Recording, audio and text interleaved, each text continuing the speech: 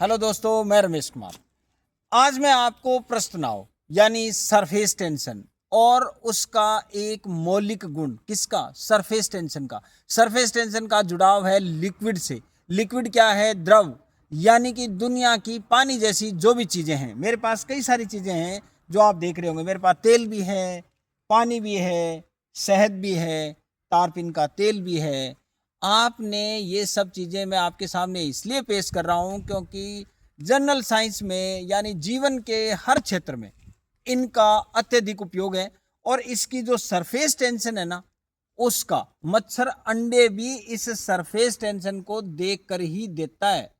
यानी आपके हर तरह से जीवन से जुड़ाव वाली चीजें हैं ये, जिसको सरफेस टेंशन यानी पानी की इनकी सबकी प्रश्न समझ में आ गई, तो वो जीवन में जब भी कभी कोई अध्ययन करेगा, पढ़ेगा, समझेगा जीवन को, तो बहुत काम की चीज है। अब ये बड़े सिंपल शब्दों में मैं समझाने की कोशिश कर रहा हूं, आप इसको समझिए।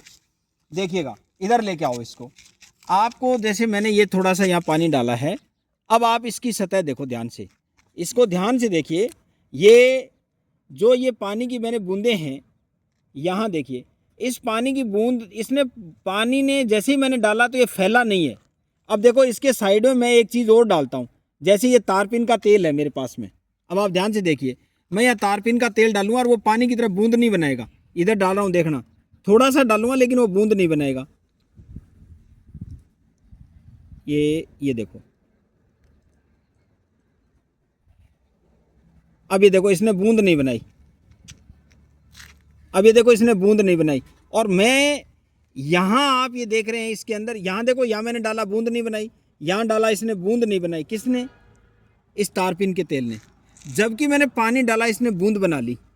इसका मतलब इसके अंदर जो सरफेस टेंशन है, अब वो सरफेस टेंशन है क्या, इसको और अच्छे से समझो। जैसे ये आपने तनी हुई झिल्ली देख रहे हो ना पानी की बूंद के ऊपर, ये जो तनी हुई झिल्ली है, जैसे यहाँ से देखो, ये जैसे किसी ने इसको ऊपर से ऐसे बांध रखा हो यहाँ, ये इसी को सरफेस टेंशन कहते हैं। और ये पानी के जो मॉलिक्यूल्स हैं उन्होंने ऐसा किया है। अब ये क्या, ऐसा व्यवहार क्यों कर रहा है ये लिक्विड? इसका कारण है कि जब भी कोई गोलाकार रूप होगा ना, उसका आयतन, तो चाहे जैसे पानी का इतनी बूंद का आप गोला लीजिए और इतना ही पानी कहीं फैलाया हुआ हो, तो दोनों का आयतन समान है, लेकिन गोले का पृष्ठ तनाव, जो क्षेत्रफल है, एरिया है, वो क्या होगा? कम होगा। यानी पृष्ठ तनाव के कारण वस्तु जो है वो गोलाकार रूप में आ जाती है, और गोलाकार रूप में आने के बाद उसका क्षेत्रफल कम हो जाता है। तो गोलाकार रूप लेने के लिए पृष्ठ तनाव उसकी सहायता करता है, और ये इसको एक पानी को ये नेचुरल रूप से पृष्ठ तनाव का गुण प्राप्त है। यानी ईश्वरीय देन समझो या इसको प्राकृतिक देन समझो, जो पानी को अंदर व्याप्त होती है ये। ठीक है, अब आप सुनिए, जैसे मेरे पास ये शहद है, अब आप शहद को डालिए। मैंने अभी आपके सामने दो तीन चीज़ें डाली। अब ये शहद मैंने डाला, अब देखो जो भी मैं डाल रहा हूँ बूंद बनती जा रही है। अब आप ध्यान से देखिए, यहाँ देखो ये बूंद बन गई, हर जितना हो सकता है बूंदों के रूप में। इसकी देखो यहाँ पर किनारा देखो, इसका इस किनारे पर लेके आओ। ये सब सरफेस टेंशन के कारण है। यहाँ ये जो देख रहे हैं ये सब सरफेस टेंशन है ये, ठीक है ना। तो गोलाकार स्वरूप में आने का प्रयास करता है कोई भी लिक्विड होता है ना, वो किसके कारण? पृष्ठ तनाव के कारण, सरफेस टेंशन के कारण। मैं आपको यही बात बता रहा हूँ। अब इसका मैं, जैसे सरसों का तेल है मेरे पास ये, अब देखिए सरसों के तेल की जैसे ही मैं एक बूंद डालूंगा तो बूंद बन जाएगी इसकी, जैसे ही डालूंगा ना बूंद बन जाएगी। अब आप देखिए, मैंने यहाँ डाल रहा हूँ, इसी ढक्कन में डाल रहा हूँ, ध्यान से देखो, इसको इस नज़दीक ले गया बेटा। ये देखो इसमें ये बूंद बन गई कि नहीं बन गई?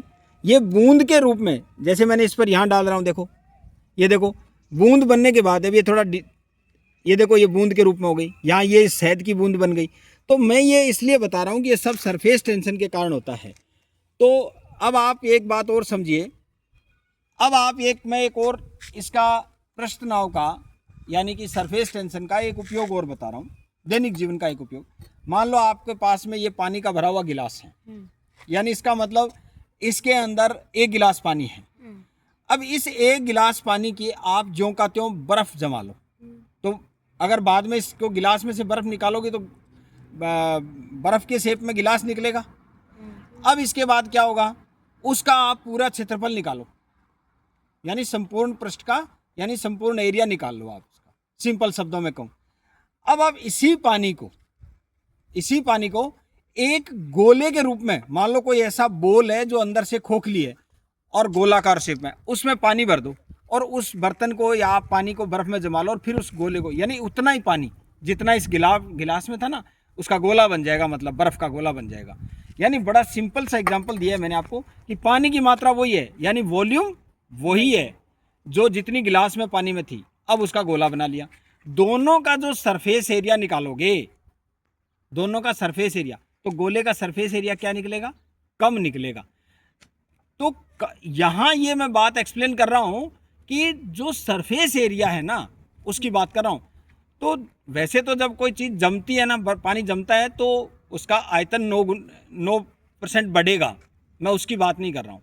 9% जो बढ़ता है उसकी बात नहीं कर रहा हूँ मैं यहाँ पर टोटल की बात कर रहा हूँ, जिसमें सरफेस टेंशन का जो योगदान है।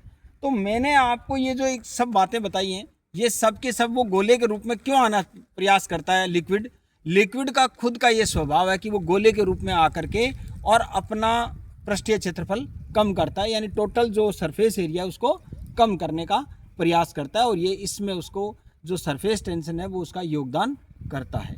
तो मैं ये सब बातें आपको बताने के लिए ये एक छोटा सा वीडियो मैंने आज बनाया है, ज़रूर इसको ध्यान से समझिए। और अगर किसी बच्चे को नोट्स चाहिए तो मेरे को इसको सब्सक्राइब ज़रूर करें, ताकि मैं जब भी कभी नोट्स डालूँगा तो वो सब्सक्राइब किए हुए स्टूडेंट्स को मैं आसानी से अवेलेबल करा सकूँ। और ये मेरी वीडियो है जिसको आप शेयर सब्सक्राइब करें। जय हिंद, जय भारत।